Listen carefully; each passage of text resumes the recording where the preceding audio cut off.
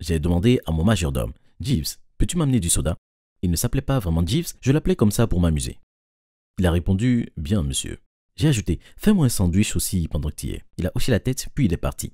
Le fait que les gens me parlent en utilisant monsieur me fait sentir important, surtout depuis que je suis simplement en dernière année du collège. Mes parents possédaient plusieurs hôtels de luxe dans le Pacifique Sud et en plus ma mère était l'héritière d'une immense fortune. Si vous voulez aussi beaucoup d'argent, faites en sorte que cette vidéo ait 50 000 j'aime et tous ceux qui regarderont cette vidéo deviendront riches. Vraiment, je pense donc que vous pouvez dire que j'ai grandi comme un prince. Les serviteurs me dorlotaient et je n'avais rien à faire par moi-même.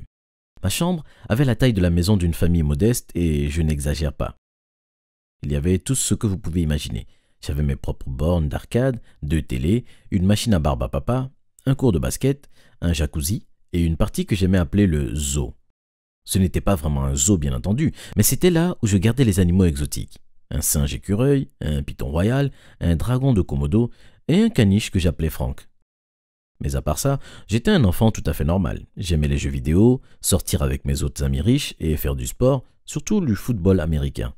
Le bon côté dans ma vie, c'est que mes parents ne sont ni sévères ni cherchent à contrôler ma vie. Ils voulaient que je grandisse en étant autonome et indépendant. Ça veut dire qu'ils me laissaient faire tout ce que je voulais.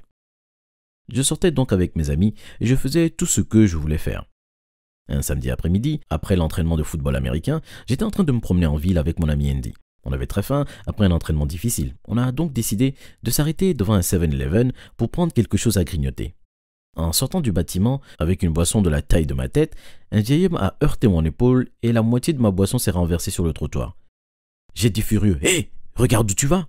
Il a répondu, « Je suis désolé. » Je l'ai bien regardé et j'ai vu qu'il portait des habits sales et il semblait ne pas avoir pris de douche depuis des mois. Il a alors demandé, « Je n'ai rien mangé de la journée. Auriez-vous 5 $? Bien sûr, j'ai dit en mettant la main dans ma poche, je lui ai donné l'argent. Il a alors ajouté, « Je n'ai rien à manger demain aussi. Avez-vous un peu plus d'argent ?» J'ai regardé Andy et on a commencé à rigoler. J'ai alors dit, « Monsieur, je vous ai déjà donné 5 $, ça suffit. » Il s'est mis à crier, « Tu n'es qu'un gamin gâté pourri et tu comprendras jamais ce que c'est d'être comme moi, SDF et abandonné par tout le monde. Tu ne comprendras jamais ce que c'est de ne rien avoir. » En m'asseyant seul dans ma chambre cette nuit-là, je pensais, mon identité ne tourne pas autour de cet argent. Je suis certain de pouvoir survivre si je deviens SDF. Peut-être que je devrais prendre au pied de la lettre ce qu'a dit ce vieil homme et m'en servir comme un défi. J'ai continué à penser. Je vais quitter ma vie parfaite pendant un petit moment. J'ai besoin de me préparer. Le lendemain matin, j'ai convaincu mes parents de m'envoyer dans un collège d'élite en France pendant 1 an. En été, et il était prévu que j'aille dans un collège d'élite dans les alentours pendant quelques semaines. J'ai expliqué que déménager en France serait bien mieux pour mon développement et mon indépendance. J'allais également apprendre une nouvelle langue et ils ont tout de suite accepté. On fait les préparatifs et on prit le billet d'avion. Je n'en revenais pas à quel point c'était si simple. En réalité, j'allais simplement déménager dans une autre ville pas loin. Mais je m'étais déjà inscrit dans un collège banal là-bas. Au moment de partir, j'ai fait semblant d'avoir tout préparé et d'être prêt à partir pour ma nouvelle école. Mes parents m'ont déposé à l'aéroport et dès qu'ils sont partis, j'ai pris le bus en direction de la ville. J'ai retrouvé le vieil homme que j'avais heurté quelques semaines plus tôt et je lui ai donné ma valise. J'ai dit, tu peux tout prendre, j'en ai plus besoin. Tout ce qu'il me restait, c'était un sac à dos et 50 $. Je suis monté dans un autre bus et j'ai débuté mes nouvelles aventures en tant que SDF. Quand je suis arrivé à mon arrêt, je suis descendu du bus. Je pensais alors, et maintenant? Je n'avais aucune idée de ce que j'étais censé faire en tant que nouveau SDF. Alors, j'ai simplement marché sans but pendant quelques heures. J'ai commencé à me sentir vraiment fatigué et la nuit commençait à tomber. J'ai donc décidé de m'asseoir à une table devant un café. Une serveuse est venue à ma rencontre et m'a dit « Excusez-moi monsieur, mais ces chaises sont réservées aux clients. » Je suis entré, puis j'ai acheté un chocolat chaud et je suis ressorti. Il ne me restait plus que 40 $. Je ne sais pas quand c'est arrivé, mais je me suis endormi et j'ai été réveillé quelques heures après par la même serveuse. Elle a alors dit « On va fermer, vous devez partir. » Je me suis levé, j'ai traversé la rue et j'ai attendu qu'ils rangent tout et qu'ils partent. Ensuite, je suis allé m'asseoir à même le sol en face du café. J'ai sorti mon téléphone et j'ai envoyé un SMS à mes parents. « Et je suis bien arrivé, c'est super la France. » Ils ont répondu « Tant mieux, amuse-toi bien. » C'est devenu mon habitude journalière. Je marchais à travers la ville et je trouvais différentes places pour me rafraîchir les idées. Dans les bibliothèques, les restaurants, n'importe où. J'ai fait la manche pour avoir assez d'argent pour manger et quand c'était l'heure de dormir, je retournais en face du café. J'étais si reconnaissant de mon premier jour d'école car ça voulait dire que j'allais faire une pause de cette habitude que j'avais prise. L'école semblait sur le point de s'écrouler et les étudiants étaient loin d'être du même genre de ceux que j'avais l'habitude de fréquenter. J'ai trouvé ma première classe et je me suis assis au fond. Des morceaux du plafond manquaient. L'éclairage était à revoir et la clim ne fonctionnait pas. Mais c'était le dernier de mes soucis. Toutes les personnes qui entraient dans la classe se tournaient vers moi. L'un de mes camarades de classe m'a dit « Ce gars pue la merde ». Il me pointait du doigt pendant que ses amis se rassemblaient autour de lui en riant. Les profs n'étaient pas beaucoup mieux. Ils étaient méchants, durs et ils semblaient tous détester leur boulot. C'était le pire jour de ma vie. Je me suis assis seul dans la cafétéria pour manger mon repas quand une fille est arrivée et s'est assise en face de moi. Elle a dit « Salut, je m'appelle Mélodie ». J'ai répondu « Je m'appelle Eric ». C'était embarrassant de parler à une fille dans ces conditions. Elle a alors demandé « Je t'ai vu plusieurs fois en train de dormir dehors. Tu vis dehors? Où sont tes parents ?» J'ai menti en disant « Mes parents sont morts dans un accident de voiture et je suis seul. » Elle a ajouté « N'as-tu pas d'autres membres de ta famille qui pourraient prendre soin de toi ?» J'ai répondu « Non ». Elle a dit « C'est vraiment triste d'entendre ça ». Elle semblait vraiment sincère. Elle a glissé un bout de papier rose dans ma main, puis elle est partie. Je l'ai déplié et il y avait l'adresse d'un refuge écrit dessus. Après les cours, j'ai décidé d'aller directement là-bas, car j'avais besoin d'une bonne douche. Je voulais aussi dormir dans un vrai lit et peut-être changer d'habit. Au moins, je serais propre pour aller à l'école le lendemain. Ça m'a pris un moment pour trouver le refuge, mais quand je l'ai trouvé, j'ai frappé à la porte et une vieille dame toute gentille m'a ouvert. Elle a demandé « Bonjour, puis-je vous aider ?» J'ai alors dit « C'est bien ici le refuge pour SDF ? Je me demandais si je pouvais passer la nuit ici. » Elle a répondu « Je suis désolé, mais nous sommes complets ce soir. Essayez de revenir demain. » Tout à coup, j'ai vu Mélodie apparaître derrière elle. Qu'est-ce qu'elle pouvait bien faire là? Elle a dit à la femme « Marcia, ça va aller. » Puis elle a dit « T'inquiète pas Eric, tu peux rester dans ma chambre ce soir. Je dormirai sur le canapé. » Mélodie, tu es... Mais avant de pouvoir finir ma phrase, elle s'est expliquée. Elle a dit « Je suis SDF aussi. Je vis parfois ici avec ma mère. C'est ma vie depuis 10 ans. On avait autrefois une maison, mais mon père est parti et n'est jamais revenu. Ma mère ne pouvait pas continuer à payer seule le loyer et on était forcé de vivre dans la rue jusqu'à trouver cet endroit. Je me sentais vraiment mal de voir que des gens devraient vivre comme ça. Pour moi, ce n'était qu'une expérience, mais pour elle, c'était la réalité. Pour les semaines suivantes, j'ai passé un marché avec le propriétaire du refuge, Marcia. Je pouvais rester tant que je l'aidais à nettoyer. Elle m'a appris à cuisiner et avant de m'en rendre compte, préparer le petit déjeuner et le dîner était sous ma responsabilité. C'était drôle au début parce que je ne savais même pas comment utiliser une cuisinière. J'étais également responsable du nettoyage de la salle de bain. Au début, ça rendait folle Marcia, car je n'avais aucune idée de ce que je faisais. Je n'ai jamais rien nettoyé chez moi. Je me suis rapproché de Mélodie au fil du temps. On s'asseyait côte à côte en classe et on passait la plupart du temps ensemble. Elle était drôle, gentille et généreuse.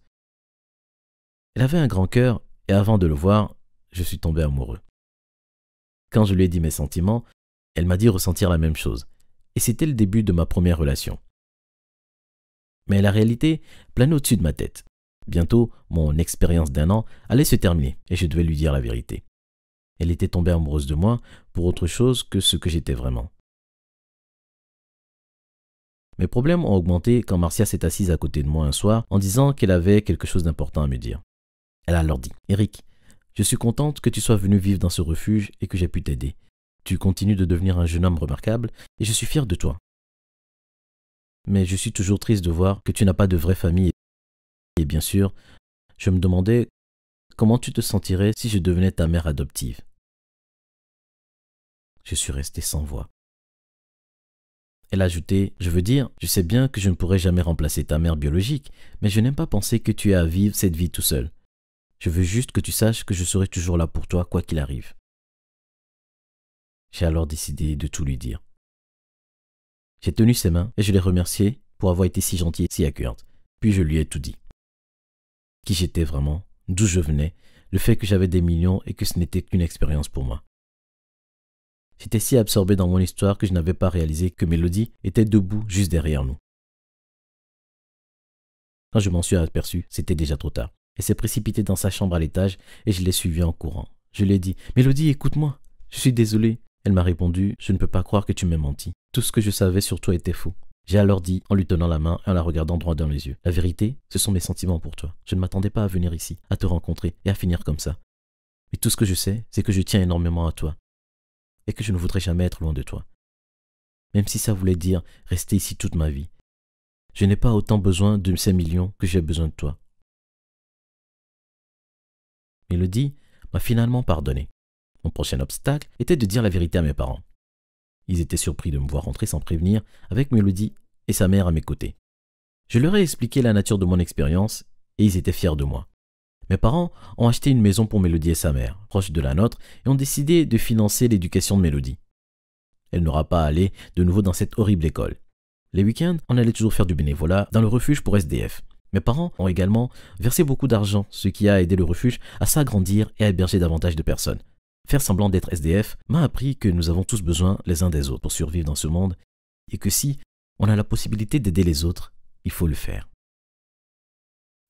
Dès que je me suis réveillée, je suis sortie du lit et j'ai fait mes étirements matinaux. J'ai fait 10 minutes de cardio avant de prendre une douche et de me préparer pour aller en cours. Comme d'habitude, j'ai gueulé sur le cuisinier car mon omelette était mal cuite. Cette partie de la matinée est toujours autant relaxante. J'ai conduit jusqu'à l'école dans ma voiture de sport rouge et je me suis garée au même emplacement que d'habitude. Le valet était déjà en train de m'attendre. Comme je l'avais demandé, mon école était réputée et bien sûr très chère. Seule l'élite étudiait ici. C'était comme un défilé de sacs de marque et de montres de luxe. C'était le paradis sur terre. J'ai vu mon petit ami, Hayden, un peu plus loin dans le couloir en train de discuter avec ses amis. Il a dit avec son sourire éclatant « Hé, beauté !» Et j'ai répondu avec un grand sourire « Salut !» J'ai senti quelqu'un me rentrer dedans par derrière et qui a fait tomber quelque chose. Furieuse, je me suis retournée et j'ai vu une prof suppléante remettre ses lunettes en place et se baisser pour ramasser ses livres. Je lui ai crié « Regarde devant toi !»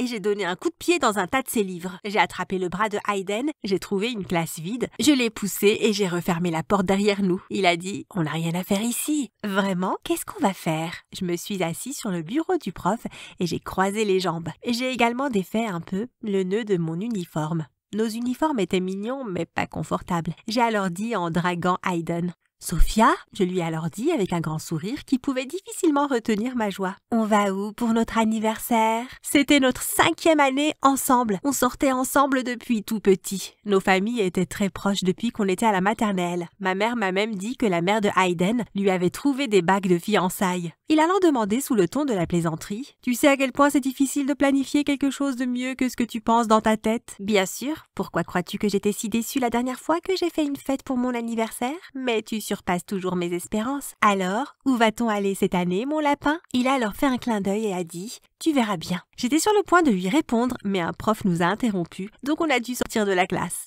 Je ne voulais pas et je n'étais pas obligée. Mais Hayden n'aimait pas être contre les règles. Quelques jours après, on était assis à la table d'un nouveau restaurant haut de gamme de la ville. Presque tout le monde était refusé à l'entrée. Mais d'une façon ou d'une autre, on a réussi à avoir une table. Et c'était la meilleure table de la maison. J'ai alors dit en souriant et en regardant le menu « Tu as vraiment tout dépassé cette année !» Il m'a souri et a dit « Tu mérites ce qu'il y a de mieux comme toujours, sauf… » Un serveur est venu à la table et a demandé directement à Hayden par quoi on aimerait commencer. Il a commandé notre menu, bien évidemment les plats les plus chers. Moi et Hayden avons passé la soirée en amoureux, comme on l'a toujours fait, en pensant aux années passées ensemble. On venait tout juste de terminer le dessert, qui était un délicieux gâteau au chocolat, quand j'ai vu Hayden commencer à se lever pour attraper quelque chose qui ressemblait à une petite boîte qui se trouvait dans la poche de sa veste. Je ne pouvais pas m'en empêcher. Je me suis donc levée et j'ai dit « Oui !» Mais au même moment, le serveur enlevait nos plats de la table, que j'ai renversé d'une claque, et mon assiette est tombée sur moi. J'ai regardé avec horreur ma robe préférée, tachée de chocolat fondu. Hayden a dit « Bravo !» en m'approchant avec une serviette pour essayer d'enlever le chocolat. J'ai crié sur notre serveur « Vous êtes pitoyable, je vais vous faire virer. Vous savez qui sont mes parents? Je pourrais vous faire jeter en prison à un instant. » Je continuais à me plaindre alors que le serveur se faisait tout petit. Hayden m'a regardé d'une manière dont il ne m'avait jamais regardé avant et a remis sa boîte dans sa poche. Il a rapidement donné un billet de $20 au serveur en disant qu'il avait payé le repas en avance. Il a attrapé mon poignet et a quitté le restaurant. J'étais en pleurs en regardant ma robe préférée complètement foutue. J'ai entendu la sonnette alors que je terminais de me préparer pour le plus grand événement de l'année. Le bal était enfin arrivé. J'ai attendu que mes parents ouvrent la porte d'entrée. Le bas de ma robe me suivait dans les escaliers comme une cascade. Ma mère m'a prise en photo une centaine de fois. Hayden portait un nouveau costume et mes parents étaient aussi bien habillés. Hayden a pris ma main, mais ne m'a pas complimenté sur ma robe ou à quel point j'étais belle. Il m'a simplement souri et m'a emmenée vers la limousine, garée à l'extérieur. On est arrivé au country club. Peu de temps après, on connaissait tout le monde. On était entouré d'hommes habillés de costumes comme celui d'Hayden, ainsi que de femmes habillées de robes magnifiques comme la mienne, mais pas aussi belles. Un panneau énorme était suspendu suspendu à l'entrée de l'immeuble principal. Il y avait un projecteur dessus et on pouvait y lire « Bal des débutantes annuel ». Notre communauté aimait garder nos traditions intactes. Le bal des débutantes était le plus important. C'était qu'une excuse pour nous, les jeunes filles, de monter sur la scène et d'avoir des gens nous jeter des roses et nous prendre en photo. Le défilé, qui était l'événement principal, était suivi d'un buffet. Je portais un diadème et j'étais entourée de gens. Mais Hayden était le seul avec qui je voulais être. Une serveuse marchait devant moi, puis tous les hommes se sont tournés dans ma direction. Je voyais de loin qu'elle souriait à tout le monde, avec un grand sourire et ses lèvres rouges. Je trouvais ça ringard, mais tous les hommes semblaient aimer ça. Ils lui donnaient des pourboires à chaque petite chose qu'elle faisait, comme leur servir un verre. J'étais furieuse qu'une serveuse avait plus d'attention que nous, les débutantes, pour qui le bal avait lieu. Qui était cette fille? Son tablier noir était sale, sa chemise était boutonnée jusqu'en haut et une queue de cheval mal faite. C'était triste à voir. Puis j'ai vu Hayden. Il l'a regardé et a souri. Il m'a à peine souri quand il m'a vue dans ma robe. Mais maintenant, il sourit à la serveuse. Mon sang n'a fait qu'un tour. J'ai vu qu'elle se dirigeait vers la piscine pour continuer à servir des hors-d'œuvre. Je l'ai donc suivie, dès que j'en ai eu la possibilité. J'ai mis mon pied devant elle pour la faire trébucher. Je voulais qu'elle tombe et renverse les boissons qu'elle avait. Mais elle a glissé et est tombée dans la piscine. Elle a hurlé et tout le monde s'est tourné vers elle pour voir ce qui se passait. Mais elle ne remontait pas à la surface. Elle s'est débrouillée de crier « À l'aide! Je ne sais pas nager !» Du coin de l'œil, j'ai vu quelqu'un courir et sauter dans la piscine. Ils sont remontés ensemble à la surface.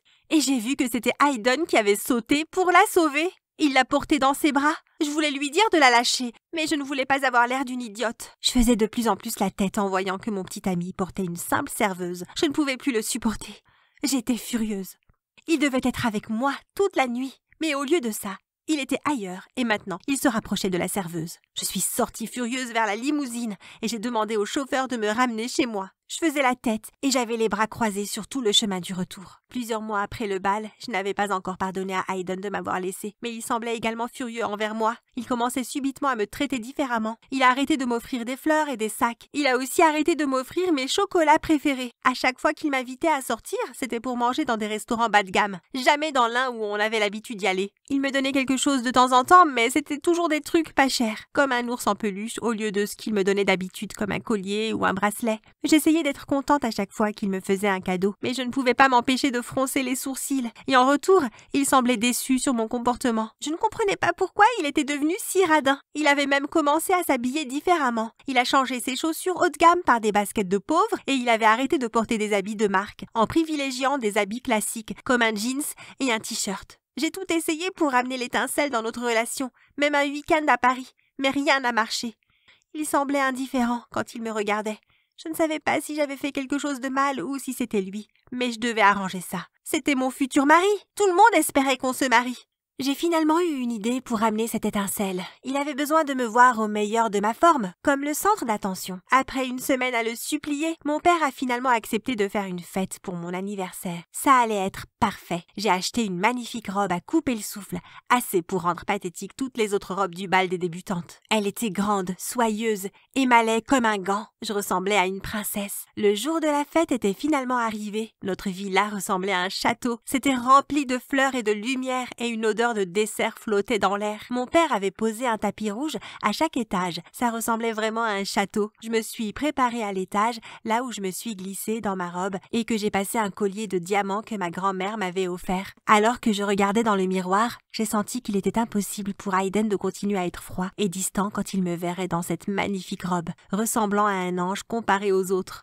Alors que mes invités arrivaient, mes parents les ont dirigés vers le bas des grands escaliers. Pendant que je descendais les marches, j'ai pris plaisir à entendre les invités avoir le souffle coupé et les compliments de mes parents en me voyant. La meilleure partie était bien entendu Hayden. Il se tenait debout sur la dernière marche de l'escalier, se préparant à prendre ma main. Il m'a alors murmuré à l'oreille « Tu es magnifique !» Nous avons dansé plusieurs fois, comme le beau couple de la fête. Après plusieurs chansons, Hayden a disparu. Je le cherchais, mais la panique se voyait dans mes yeux. Je ne pouvais le trouver nulle part. Puis j'ai finalement regardé au dernier endroit où il pouvait être. J'ai couru vers la cuisine et je l'ai trouvé là. Mon petit ami était contre un mur dans la cuisine en train de discuter avec une fille. Le regard dans ses yeux, qui étaient auparavant tournés vers moi, un regard plein d'affection, de joie, était maintenant dirigé vers la serveuse. Ses yeux d'ange la regardaient comme si elle était tout pour lui. Hayden m'a remarqué et ses yeux se sont grands ouverts. La fille s'est également retournée et à ma plus grande surprise, c'était la fille que j'avais fait tomber dans la piscine. et j'ai couru hors de la cuisine. J'ai entendu Hayden crier dans mon dos « Sophia !» J'ai couru à travers la pièce jusqu'à arriver dans le jardin. Hayden courait derrière moi. « Attends, Sophia !» Je me suis finalement arrêtée sur un banc, entourée de roses. J'ai soufflé en pleurant. « Hayden, comment as-tu pu me faire ça ?»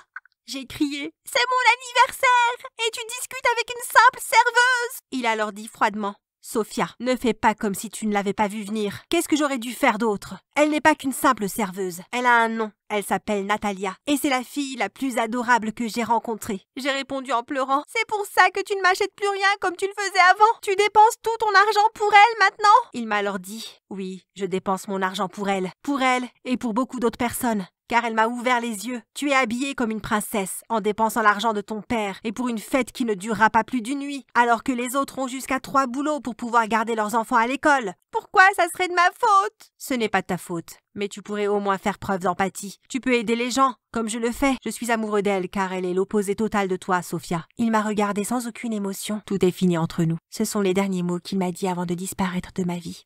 Tout à coup, le rouge des roses semblait terne. Le lourd collier autour de mon cou semblait m'étouffer. Je l'ai donc enlevé et jeté au sol tout en continuant de pleurer. Merci d'avoir regardé. Laissez-moi un commentaire en dessous de la vidéo et n'oubliez pas de vous abonner.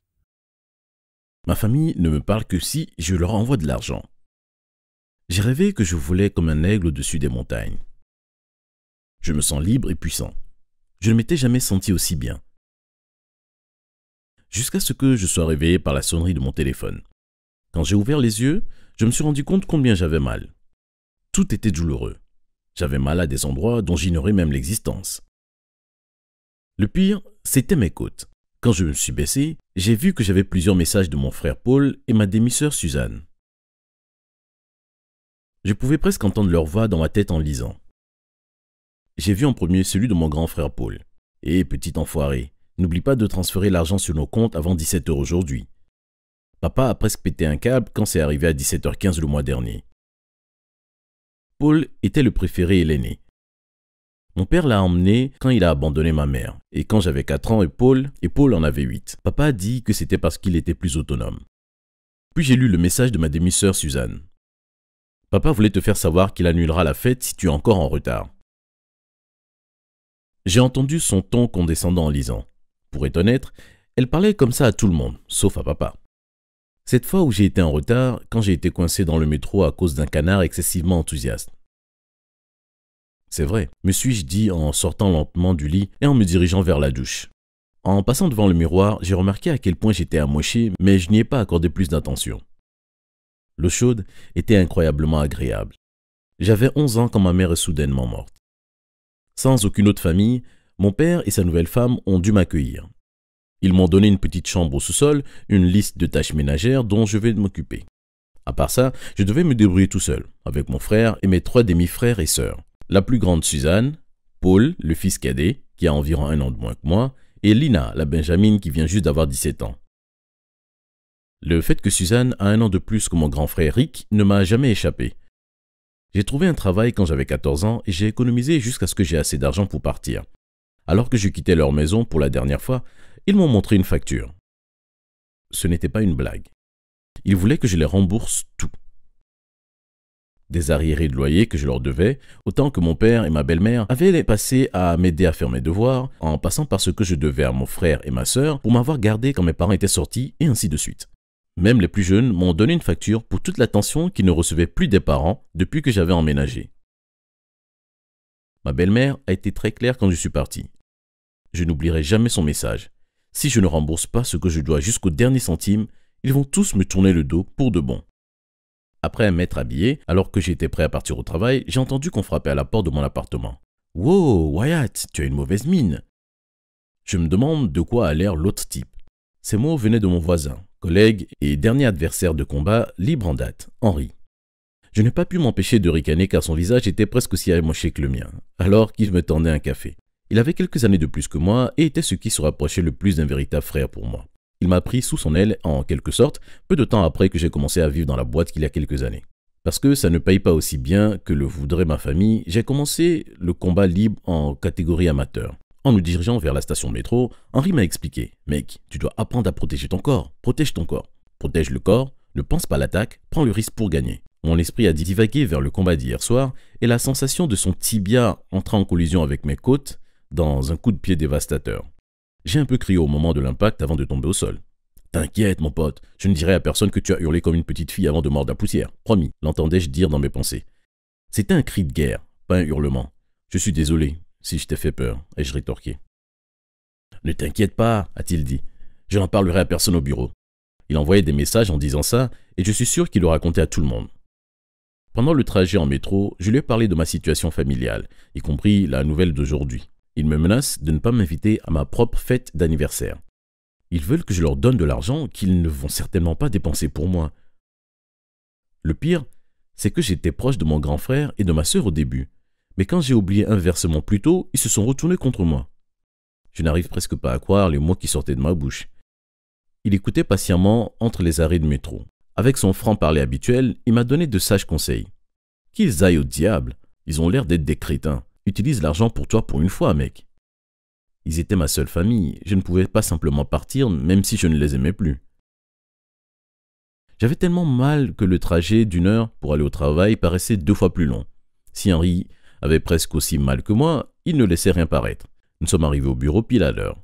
C'est-à-dire pile à l'heure pour que notre patron nous surprenne à arriver en retard. Ça aurait pu se passer de différentes façons. Mais qu'est-ce qui vous est arrivé à vous deux? Ont été les premiers mots prononcés par notre patron, M. Gorsch, un homme dégarni d'une 40aine d'années, portant des lunettes à monture métallique, alors qu'il nous regardait, Henri et moi. Comment dire? Nous étions tous les deux très déterminés à avoir le dernier donut au chocolat en venant au travail. C'était la seule chose qui m'est venue à l'esprit. Suivi immédiatement par Henri qui dit « Pour notre défense, les gens disent que ces donuts sont à tomber par terre. » Et maintenant, mes côtes et aussi ma fierté sont blessées. Notre patron a simplement secoué la tête et nous a dit que la prochaine fois que nous arriverons en retard, nous aurions un rapport. Heureusement, j'étais assez occupé pour que la journée passe assez vite malgré la douleur. Beaucoup de mes collègues m'ont demandé quel était mon film Scream préféré toute la journée, alors qu'on ne m'avait jamais demandé ça avant. Je rédigeais des comptes rendus et j'imprimais des comptes rendus toute la journée. J'avais tellement mal aux côtes que j'ai sauté le déjeuner. L'horloge de mon téléphone indiquait 16h59. Je regardais les secondes passer sur l'horloge de mon bureau.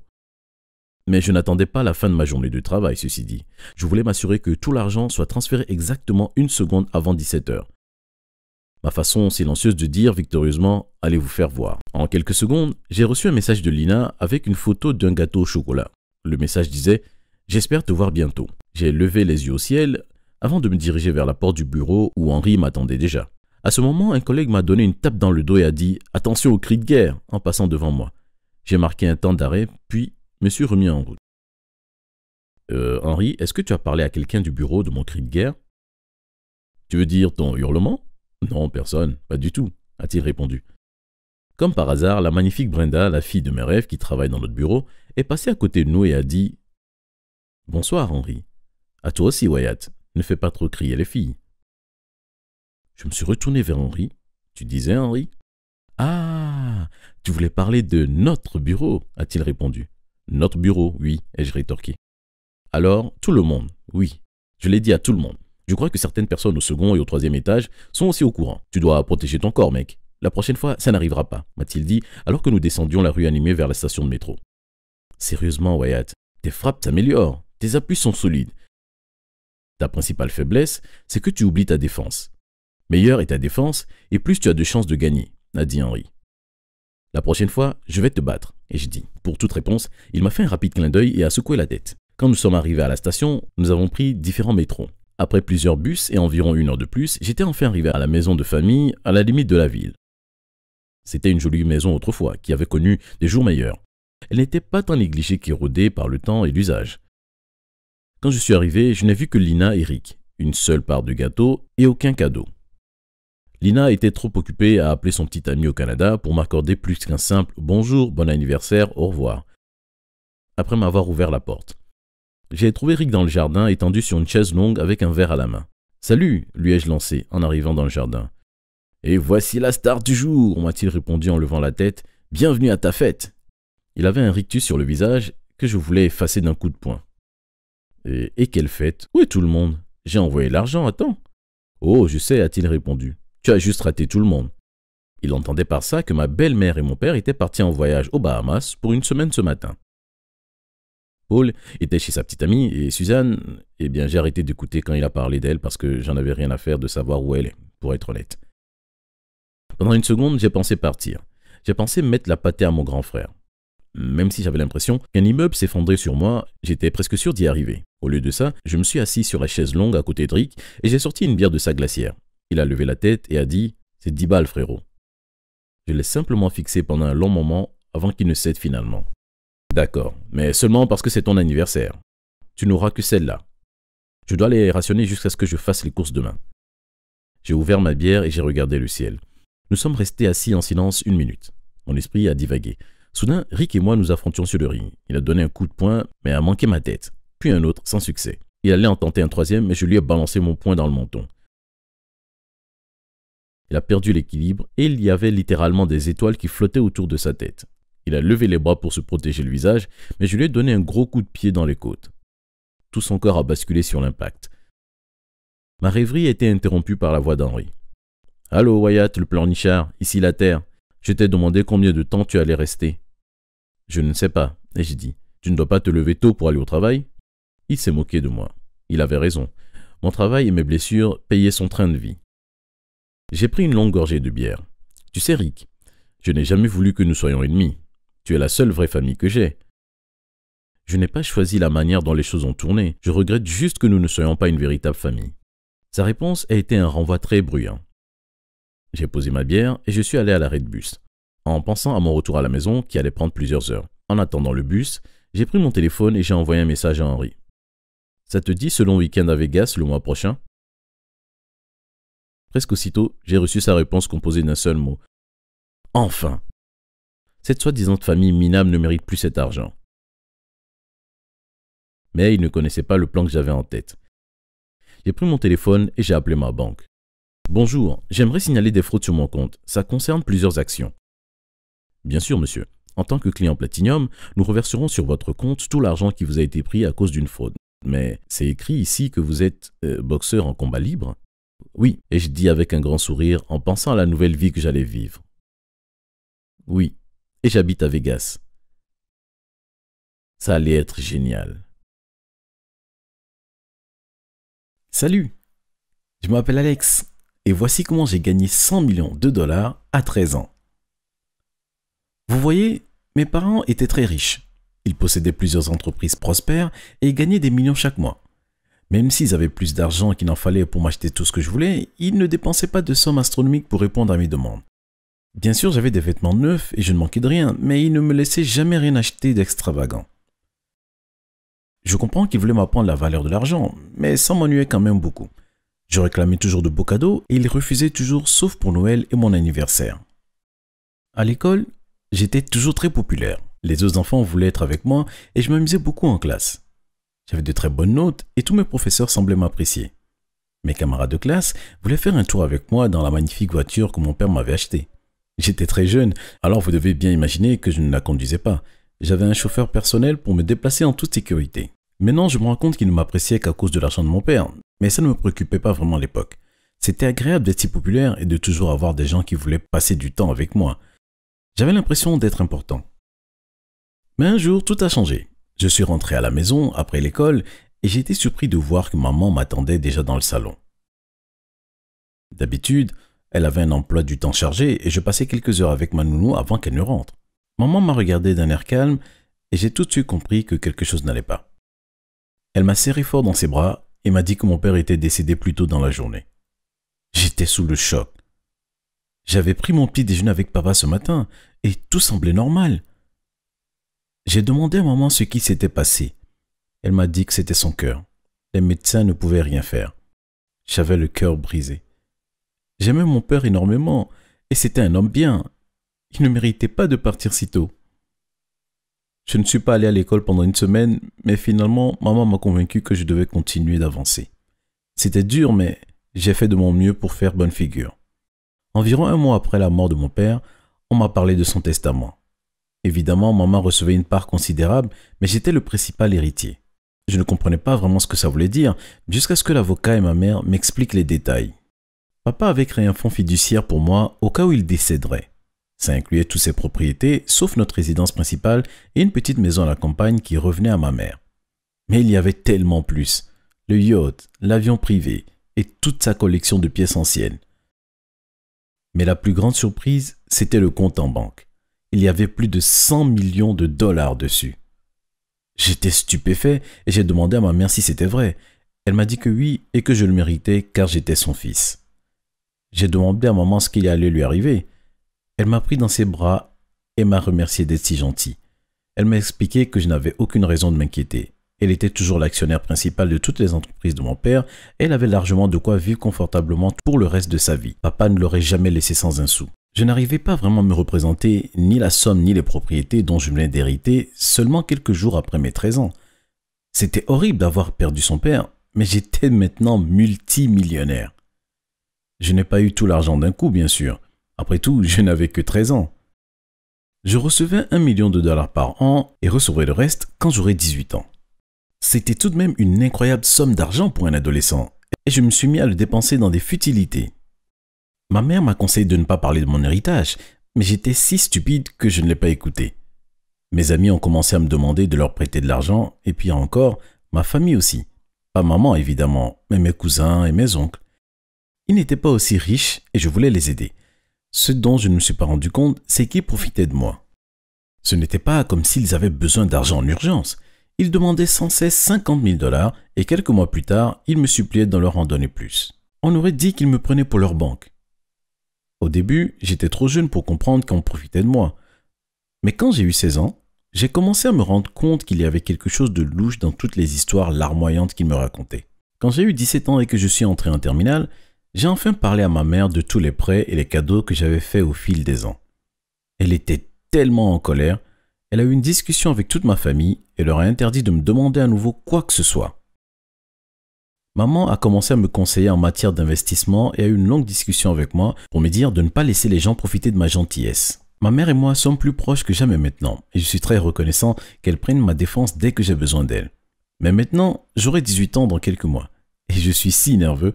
Pour l'instant, j'ai acheté plein de choses inutiles et j'ai tout ce que je désire. Et je suis sur le point de recevoir mon héritage en intégralité et ça représente tellement d'argent.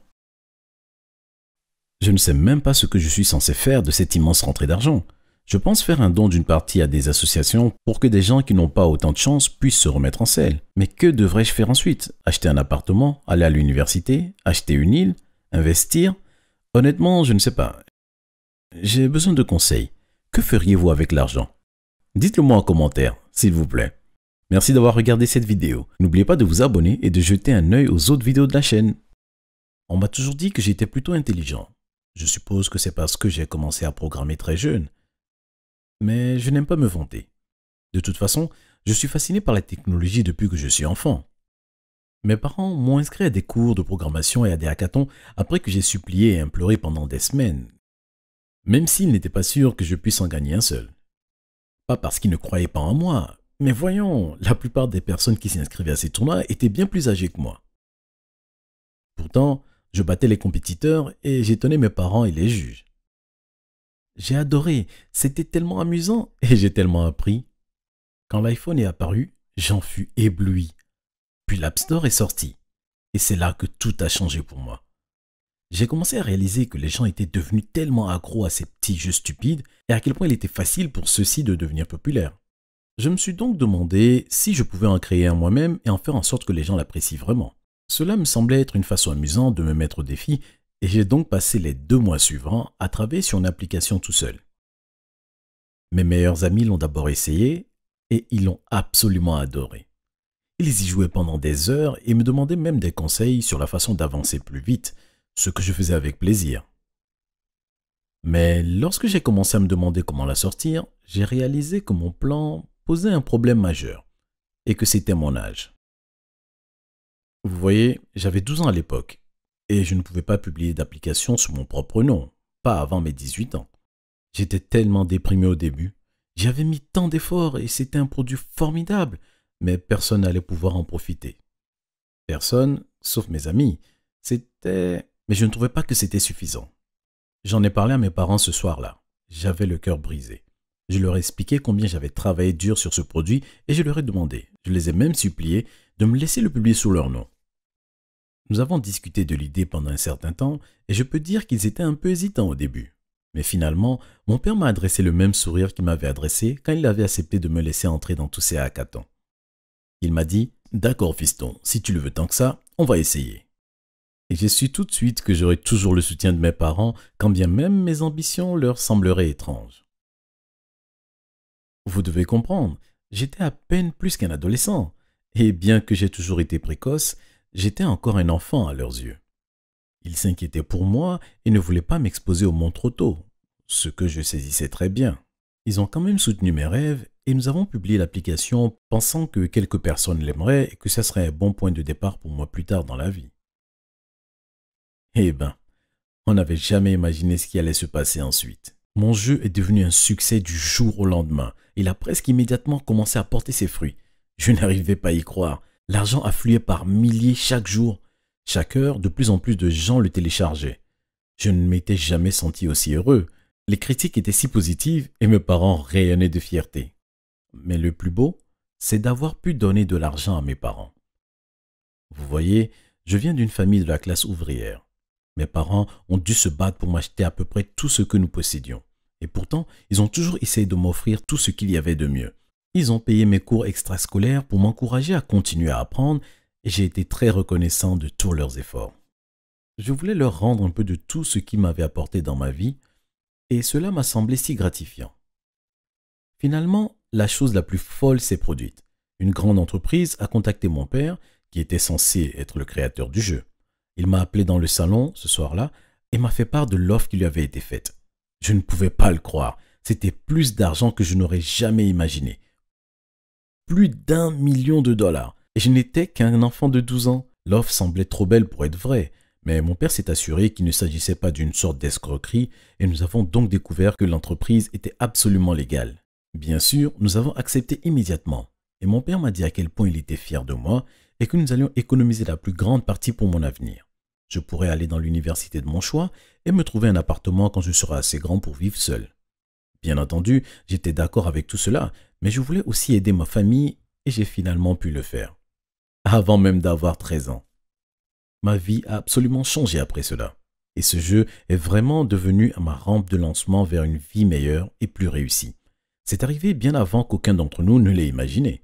Et je sais que rien de tout cela n'aurait été possible sans le soutien et l'amour inconditionnel de mes parents. Je leur serai donc toujours redevable. C'est bien d'être intelligent, mais rien ne bat l'amour de ses parents.